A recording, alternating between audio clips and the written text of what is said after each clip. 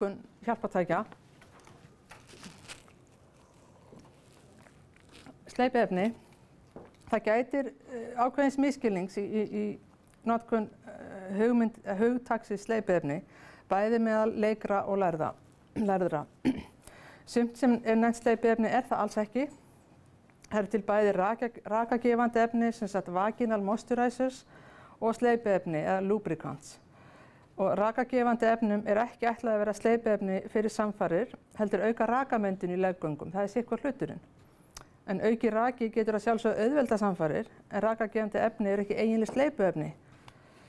En af því að sleipiefni ætlað að draga úr óþægindum vegna núnings. Nú, titrarar eða víbratorar, þeir magna upp taugaboð við kynferðislega örvun og þeir auðvelda ris, fullnægingu eða sáðlát. Og hjá körlum með mænuskaða eða taugasjúkdóma eins og MS getur titrarörvun sem örvar sakraltaugar ýtt undir ris gegnum svonefnda reflexörvun, sem sú tegund ris sem gerist vegna snertingar. Ris getur orðið með tvenns konar hætti, svona sálrænt og í gegnum snertingu. En til að fullnæging getur orðið hjá körlum með mænuskaða þurfa dorsaltaugar í penis að vera í lagi. Og titrar eru tæki eins og nafnið gefur til kynna. Tæki sem titra, víbra, eru ýmist batterílaðin, endurhlaðanleg eða stungi í samband. Alls kyns lögun og litir til. Og svo eru til hjálpartæki eins og Universal Cuff, sem ég held að flestir sem hafa vinnað með endurhæfingu þekki almennt. Universal Cuff bara tæki sem settur á höndina til að hjálpa við að borða eða skrifa eða hvaða nú En það má líka smella á það titrara ef að hreyfigetan lítil í höndum. Já, og læknavísindin eru aðeins farin að taka við sér og það eru fyrirtæki erlendis farin að hanna sérstaka titrara. Einn þeirra heitir Viberect, sem sagður henta körlum með vægar ristruflanir. Þegar ris endist illa fyrir mænuskaða með sáðlátstruflanir og í svonefndri penile endurhæfingu eftir brottnám blöðruhálskirtils. Nú, þegar maður fer að skoða titrarafrumskóginn, þá bregður mann í brún. Það svo mikið til og þau heita alls konar nöfnum og alls konar gerðir. En sumir þeirra eru vinsælli en aðrir og gagnlegri en aðrir og þá kemur í hlutverk okkar eða mín eða Áslaugar að svona leiðbeina hvaða val væri best. Nú svo eru til hjálpartæki fyrir innfærslu eða penetration. Þá tölum við gerfisköp, titrarar sem farin í líkamsop, gerfilim sem venjulegur úr sílikóni eða latexgúmmi sem annaðhvort hægt að halda á eða festa með svona belti eða harness. Og belti eða harness notuð til að festa á gerfilim og sumar gerðir þrengja meira kynfærum og ber því að varast. Og svo eru til hjálpartæki fyrir samfarastellingar, alls konar púðar og sessur og jafnvel stólar og legubekkir og ég veit ekki hvað og hvað. Það rauninni, við erum ekki bara að tala um dótakassa, við erum að tala um heilt herbyggi ef út í það farið. Kannski verður pláss á nýja spítalunum fyrir þetta allt, jæja. Og svo eru hjálpartæki fyrir þá sem hafa enga hreyfigetu í höndum og bara geta ekki nota hendurnar og það í þessum bæklingi sem ég nefndi áðan, þá getið þið kynnt ykkur það. Það kallað hands-free kit fyrir mænuskaða einstaklinga.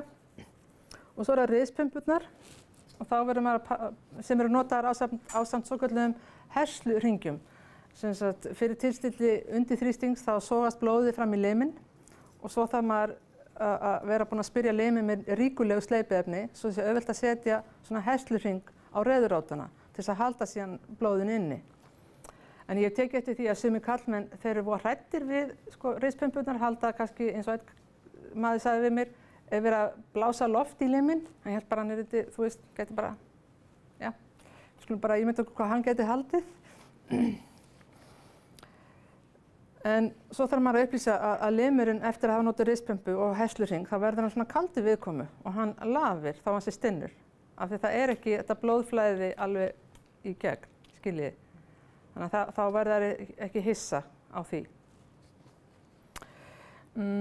Og svo eru vaginaldílatorarnir, eina hjálpartæki sem ég kom með, sem eru plaststautar í mismunandi stærðum til meðal annars að hjálpa við að víkka út leggöng vegna samgráninga eða vaginal stenósu sem getur komið í kjölfar geisla eða til að fyrirbyggja atrópíu eftir skurðagerðir eða annars eða vegna skeiðakrampa eða vaginismus. En það er ekki vitað hvort vaginal dílatórar geti nýst konum sem eru komnar í tíðahvörf til að viðhalda teygjanleika í leggöngum. Og svo að lokum þá eru til limaprótesur. Og það er svona last resort, það er svona allra síðasta úrræði hjá mænuskauttuðum körlum ef að öll önnur úrræði vegna risvanda hafa reynst árangurslausar. En það er að hverfa voða mikið notkun á svona prótesum. Það er eiginlega varla, já, ég þori ekki að segja hvað er mikið notað í dag en það hefur mikið minnkað og mörg önnur úrræði eru frekar notuð. Já, ég ætla aðeins hérna á næsta slæða. Ég myndist áðan hvað væri munurinn á sleipiefni og rakagefandi efni. Ég ætla örstutt að nefna hvað eru ekki góð sleipiefni. Olíur af alls kyns tagi. Ekki mælt með því að nota olíu sem sleipiefni, hvorki jurtaolíu, barnaolíu, handábur eða fituleysanleg smyrsl, svo sem vaselín.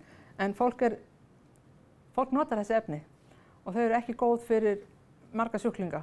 Bæði vegna þess að það getur stuðlað alls konar sýkingum, mögulega sveppasýkingum, það getur stuðlað bara svona bakteríu gróðrastía ef maður notar suma af þessum efnum.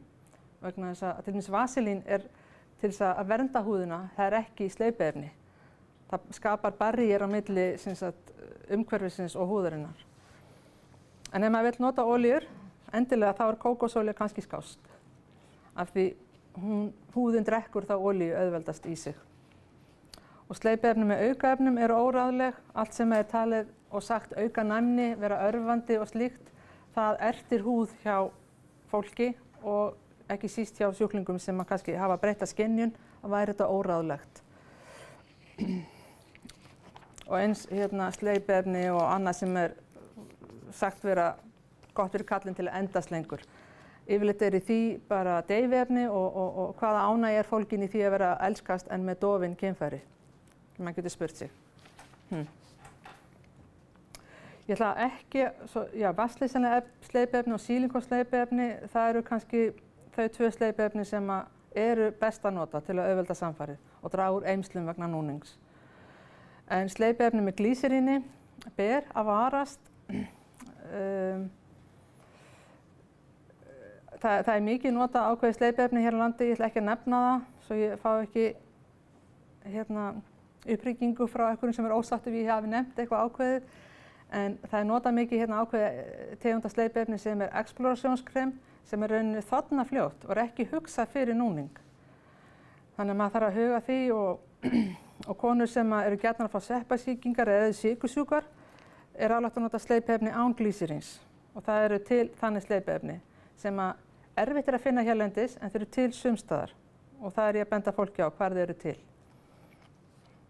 Og sleipiefni með sílikoni þau endast mjög vel og haldast vel á húðinni af því að þau innihalda ekkert vatn. Það er líka kostur að það má nota þau í sturtu eða baði.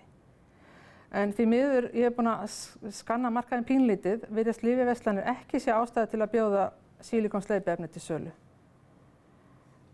Síðan þarf maður að ráðleggja það að slík sleipiefni mega ekki komast í snertingu við kynlífshjálpartæki úr sílikoni eða svokölluðu cyberskinn, því sílikon eyðileggur yfirborð hjálpartækjanna. Og þetta er svona, eins og ég heyri, þetta er smá pæling og þetta þarf maður að geta ráðlagt þegar maður er að ráðleggja hjálpartæki. Af því sleipiefni eru jú hluti af því. Og varðandi titrara, næstu slæðu. Í dótakassanum ætti að vera úrval titrara sem hægt er að skoða og sýna. Og valið fer meðal annars eftir vefðagetu og hreyfistyrk.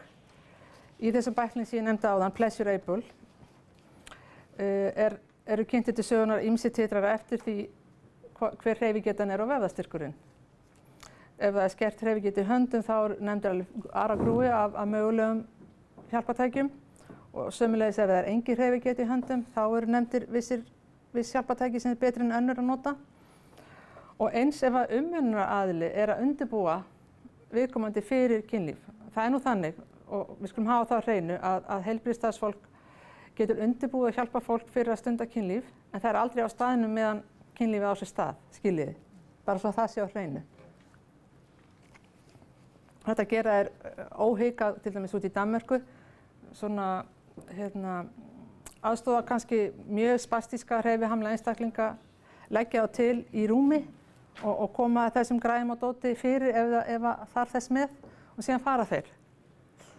Skiljið, þannig að það er alveg skýr mörk á milli þess að vera að hjálpa og síðan hvað er einkalíf. Það er mjög professionalt. Og eins ef það er lítill vöðvastyrkur í handleggjum og ef það er takmarkaður hreyfanleiki, þá er í þessum bæklingi svona tillögur að mögulegum úrræðum. Ok, ég held að þetta er ekki bara komið. Maður sér eitthvað meira? Já, þarna eru dæmi